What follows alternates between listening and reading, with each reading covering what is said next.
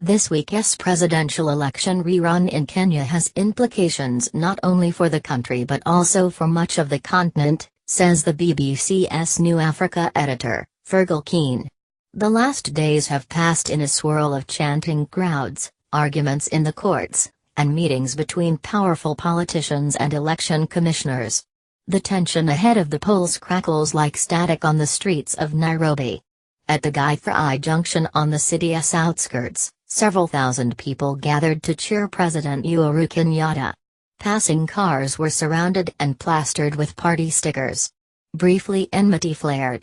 A man leaned out of a passing coach and drew his finger across his throat, shouting abuse at the president's supporters. They surged forward but bus and man were quickly gone. The days tremble with rumors. The election may happen. Or it may not. The Independent Election Boundaries Commission has warned it can't guarantee a credible poll in the prevailing circumstances. A petition from 3 voters seeking a postponement will be heard at the Supreme Court on Wednesday. Old friends I have spoken with express alarm at the rise in ethnic antagonism.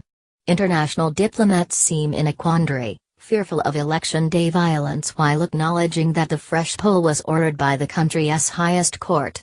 When I first reported from Africa, back in the Cold War days of the 1980s, there were only very occasional elections, usually resulting in the return of the incumbent with 90% or more of the vote.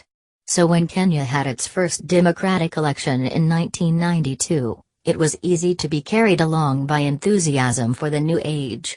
After all, President Daniel Arap Moi had been in power for 14 years. During which time there had been a long spree of looting of state assets, worth billions, by an entrenched elite connected to the ruling party. Political enemies were locked up and worse.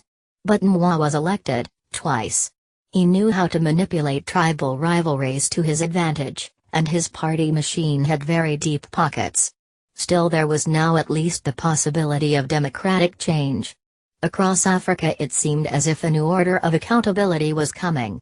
The great kleptocrat Mobutu Sese Seko had been swept from power in the Democratic Republic of Congo. The apartheid state in South Africa was transformed into a multiracial democracy. I had met Mobutu and Moi and the leaders of the apartheid regime in South Africa and witnessed the brutality and bribery through which power was maintained in much of the continent. I had also listened to diplomats, among them representatives of Her Majesty's government, tell me that President Moi at least guaranteed stability in Kenya. He kept the tribes from tearing each other asunder. The French would have told you the same thing about any of the despots they supported in Francophone Africa.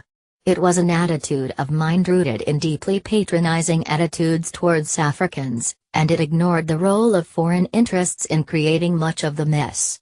But Africans were hungry for change. The Cold War had ended and with it the sorry history of support for despotic regimes by both the West and the Soviet bloc. Some of the new leaders came to power through war, but in those heady days of the late 1990s all the talk was of democratizing. The most remarkable movement in the continent's post-colonial history was not led by warlords or tribal chiefs but by a generation of Africans who believed their destiny would be shaped by their own actions. From Accra to Johannesburg to Nairobi, and thousands of points in between, civil society began to mobilize. I watched the Kenyan campaigner John Githongo forensically detail the corruption of the ruling elite and publish his results. In the remote Congolese village of Kakenga I met a women's association treating victims of mass rape and gathering evidence against the perpetrators. The idealistic and energetic also mobilized around issues like the environment, economy, health and free media. The pace and dynamics of change were dictated by the internal realities of each state. But an overarching theme became apparent: the one-party state was becoming the exception.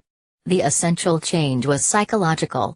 Young Africans saw themselves becoming agents of change much as their forebears had done in the years around, and just after, the end of colonialism. 2 decades ago I could not have imagined the recent peaceful elections in Liberia, a state written off as irredeemably failed. But in a large swath of the continent, Central, Eastern and much of southern Africa, I underestimated how efficiently the elites would take control of the machinery of modern democracy. In different places they use different tactics, some buying up media outlets to promote their cause, others bribing enemies so that they became friends, or manipulating ethnic antagonism into a weapon to be used on the campaign trail, and still more changing the law to extend presidential terms or silence outspoken opponents. Some members of the new governments merely continued the corrupt practices of the old, siphoning off millions as the moribund economies of one-party states made the transition to a free market. In South Africa it gave rise to a new class, the so-called tenderpreneurs, whose connections to the powerful guaranteed lucrative government contracts. Across much of this region, from the Democratic Republic of Congo, to Uganda, Rwanda, Eritrea and others, authoritarianism is on the rise. Elections are postponed, independent media are silenced, presidential term limits are expanded and opposition figures locked up.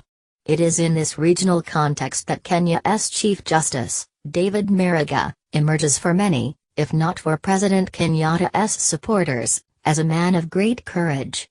The Supreme Court's decision to annul the elections because of irregularities in the electoral process told the world that this Kenyan court would not accept a second-class democracy. Across Africa there was a sense of pride in this singular decision. Maraga was seen as speaking for the many who still stand for and demand accountable rulers and an independent civil service. Since the Supreme Court decision, tension has steadily risen. Elections are set for Thursday, but the opposition leader Raila Odinga refuses to take part. It is possible to simultaneously take heart from the courage of the Chief Justice and the changed Africa he represents, and to be deeply worried about the escalating tension gripping the country in the wake of the court's decision. For Kenyans know that political violence often goes unpunished, particularly when the instigators are powerful people. So, often, does brazen corruption.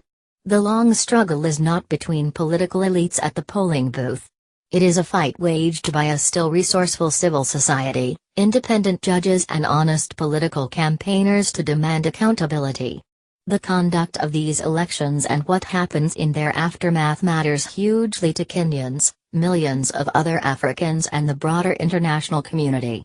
An unstable Kenya has serious implications for the fight against terrorism in Somalia and, potentially, for the aid operations in South Sudan.